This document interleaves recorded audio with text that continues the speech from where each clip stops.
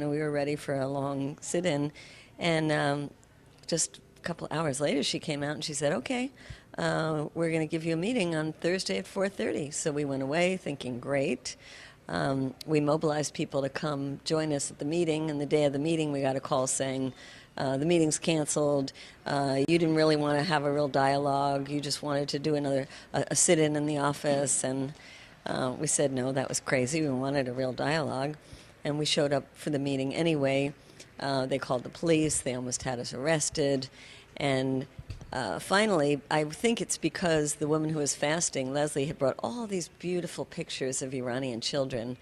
And when she looked at them, she started crying. And the Iranian women who were with us started crying. And this was all on camera because there were some media with us. I think that it was embarrassing enough for the office that they decided, okay, at least we would be able to meet with the chief of staff and the legislative directors. Anything come out of that? Well, the people who went inside, most of us stayed outside, and we designated 3 people to go inside. And they said it was actually quite a good meeting. It was a long meeting. It was about an hour and a half long.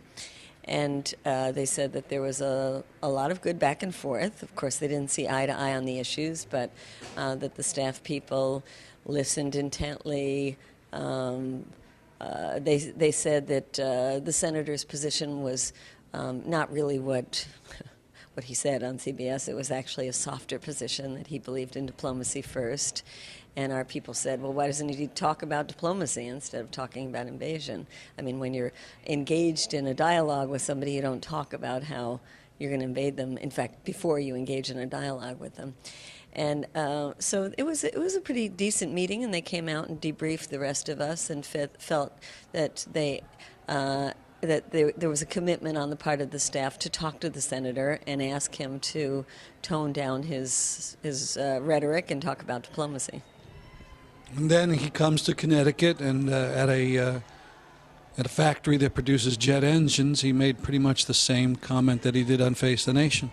Well, exactly. We heard about those comments, and poor Leslie, who had started to eat again. What's her last name? Her last name is Angeline. She started to eat again, and then she heard about the comments, and she said, oh, my God, we didn't accomplish anything, and started her fast all over again.